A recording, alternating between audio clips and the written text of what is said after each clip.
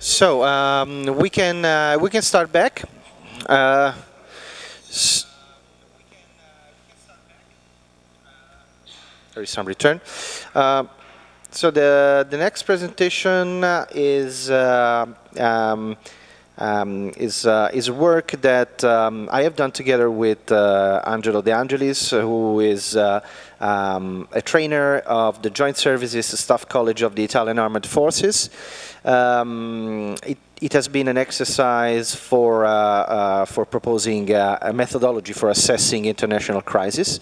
It's mainly based on the work that he has done in the international, in the Joint Services Staff College, and we have built a little bit upon this, but Angelo for sure will tell us a little bit more about this this work. Thank you. Thank you, Stefano, for the introduction. I'm not going to bore you with any more details about who I am and what I do. We just go into the issue at hand, which is, as Stefano said, the analysis of a complex crisis. When we say complex crisis in this work, we usually refer to those crises that reach the attention of the international community because of usually violence, human suffering, and degraded governance. And as was mentioned earlier, even by Kim Warren, two analytical and time-consuming approaches may lead to an effective comprehension. On the other hand, if we take things too simple and too linear, we can get to very ineffective intervention as well. So we face ourselves with the problem of coming up with some way in between to come up with a good way to understand a crisis, but that would not use up all the time available and would not lead to too simplistic of a conclusion to be useful. And we came up with this idea of a just right methodology, which is the Goldilocks metaphor. You know, she comes in a little house inhabited by three little bears. Everything comes in three sizes. It's either too big, too small, or just right. So we are trying to provide something which is just right for the task of understanding something very complex. And it is complex, and the time is little because of what this graph tries to show. That when things start to go wrong and people start to act in more extreme ways in pursuit of their objectives, conditions go far away on the acceptable scale, which means at some point people as a whole are going to start to suffer and not be happy about their conditions. When the international community becomes aware of such situations, usually it's been long since the situation started and has had time to escalate to a level which made it quite unbearable for those involved. So therefore, the time that we have to comprehend and set some action in place is usually very short. Sometimes it's never enough, sometimes it's almost too late. The reason why things escalate is in what we propose here as a generic crisis structures, or an archetype, if you will, where you will have some reinforcing loops between these sets of variables, where you can see that the poor governance leads to violence, and violence reinforces the governance. And in turn, violence and the degrading of human conditions go hand in hand, reinforcing each other. And along the same line can be said about the governance and the conditions of the people. And if you see now, we have created like a major clockwise loop linking the three areas, and another major counterclockwise loop linking the same three variables, which brings the point that no matter how you look at it, whenever there is imbalance in one of these areas, the situation will escalate. It's just a matter of time, but it will escalate. And it will escalate because actors in the international community put actions in place, meaning they act, choosing a behavior to change the conditions that they do not like. And that not liking comes from a set of objectives that the actor gives himself in pursuit of interest and motivations. And each objective is in relation to the capability available. So An actor in the international system will be performing actions and putting behaviors in places just to change things to the way that he would like them to be. But then, of course, we don't have only one actor. We have plenty of actors in the international system. Therefore, conditions are the result of the influences of behaviors onto each other and on the conditions itself, as this schematic tries to explain. So to get to the bottom of things, we have put things in order to come to a good comprehension, which has the objective, our objective, to fill that scheme of how the three macro variables are related to each other. By going through this 6-step process, we should be able to populate that scheme. The first one is just trying to make sense, a general sense of what's going on. We usually do this through applying filters to a situation. We analyze political systems, military systems, and you can read the rest of the acronyms: economic, social, infrastructure, and information, which means basically reading a whole bunch of stuff about a situation, trying to label things for what we think they belong to in terms of major systems. It would be easier to do it this way than any other way, because then we can relate each item to the specific box in which to put it: governance, violence, or human condition. And we bring in our operational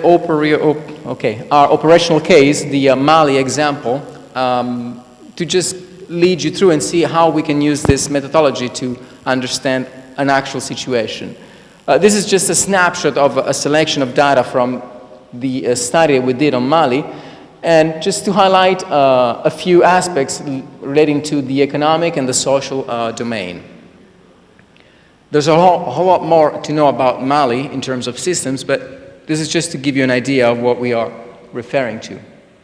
The next step is to analyze the actors, all those entities that they are doing something in pursuit of some objectives. But before we analyze the objectives, we need to understand the why, which leads in the motivations and interests. So we analyze each actor in terms of why is he doing what he's doing, what's motivating him, what interests is it trying to pursue, and what capabilities does he have to his avail. And then the objective will come clear in terms of what he's trying to achieve by his actions. Again, referring to Mali, this is just the independentists, the Mouvement National pour la Libération de l'Azawad.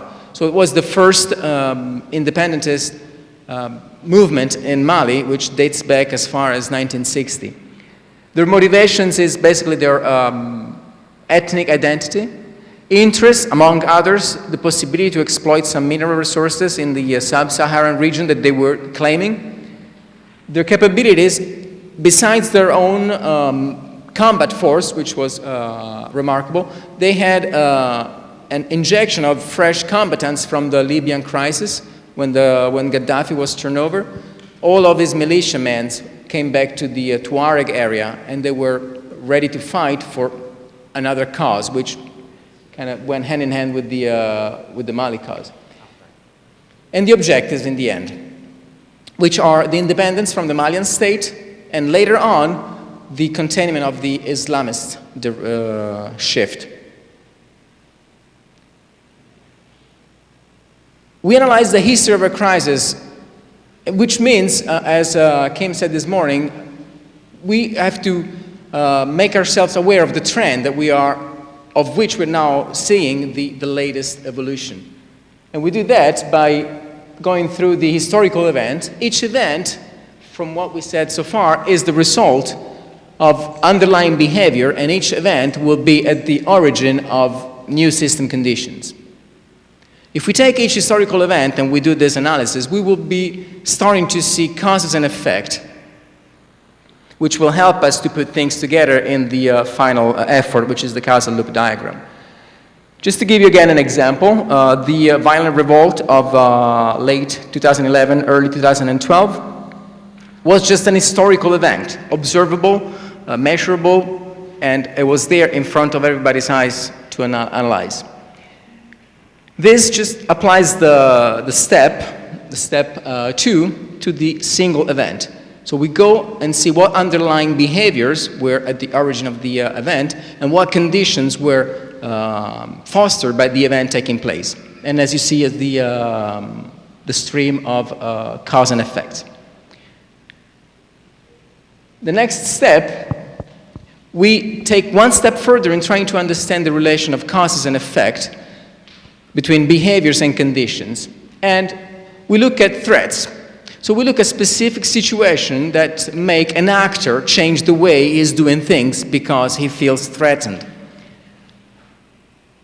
And they have to be serious things, like an invasion or even a natural disaster. So serious stuff that requires an actor to do something that he wasn't doing before, or to do a lot more of something that he was doing.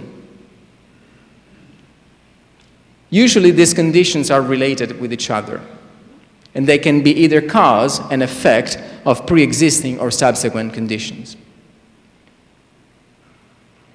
It helps to see these conditions in a hierarchical sequence, starting from the founding elements, so the survival, the ideologies and the values, to more, to less funding and more structural, dealing with the social system, the political system, which goes back to the first step. So it's all linked together. So everything that we have learned so far could find a place in one of these ovals. And just again, to stick with the Mali example, this is just a classification of conditions that were studied in January 2012 when before the French intervention took place. I gave you a few seconds to read through it.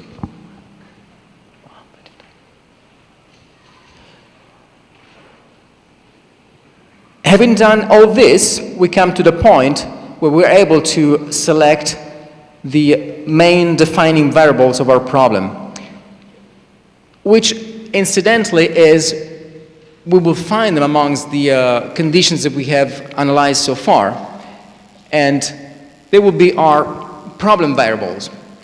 And because we propose this as a crisis archetype, we went a step further and created a database of recurrent variables that we found common to most modern-day crises, each one pertaining to a specific domain of governance, violence, and human suffering. And then we take this and we apply it to our case study, which is Mali, and we have selected and rewarded some variables that are specific to the Malian crisis. And you can see them up there.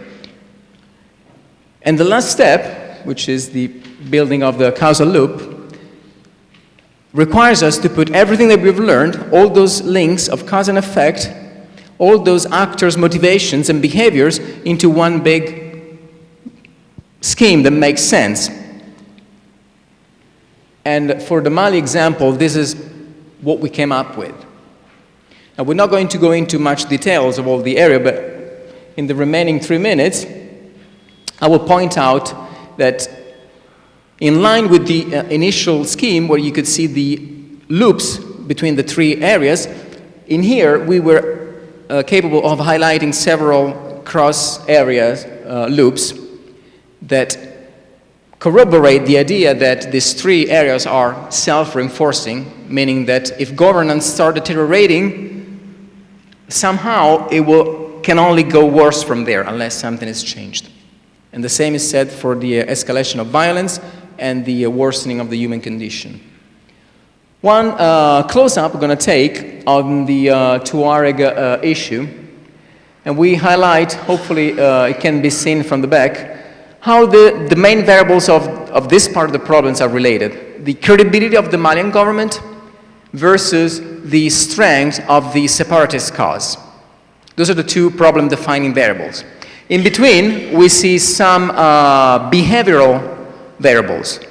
Why are they behavioral? Because these are courses of action that the two actors have put in place. Specifically, the Malian government gave up his capability of performing proper policies to include the minority, which is the top variable, inclusive policies, and resorted to mafia-like relationships. So they do local deals with power brokers to keep the revolt under control, which eventually kept the revolt under control, but created the conditions to further undermine the credibility. All this led to dynamics that could be reproduced by this graph, where you can see the white line being the government credibility and the yellow line being the strength of the independentist cause. Through a period that goes from 1960 to the current day, the time zero is 2012, when we did the study. You can see initially the government credibility went up.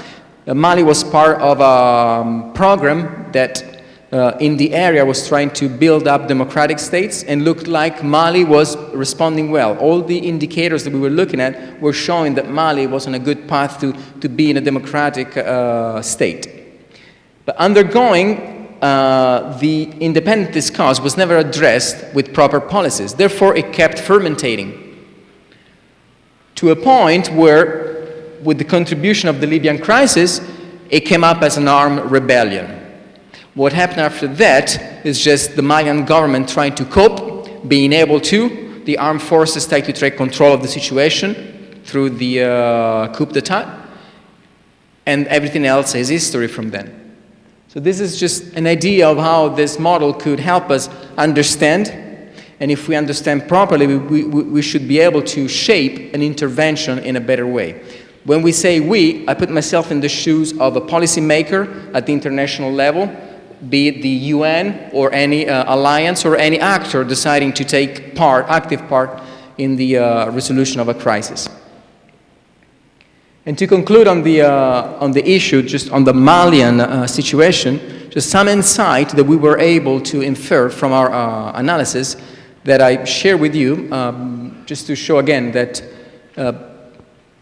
we don't need to go too far into detail, as Kim said this morning, to make this model useful, yet this provides sufficient enough depth to make good sense of what happened and what's happening, so that we can shape our intervention in a way that hopefully will not make things worse and will be contributing to the resolution of the crisis. With that, I conclude. If you have any questions. Thank you. Thanks, Angelo. Great timing. Time for questions. Eduardo? And I'll also be carrying the microphone. Yes, that's yes, our hostess, Angelo. Yeah. Well, first, thanks for your very interesting work. I think personally that one of the areas where SYSDIC is very useful when you are dealing with corporate strategy, for example. It's another actor when you have to plan investment in foreign countries and to sketch down the structural features of institutional and political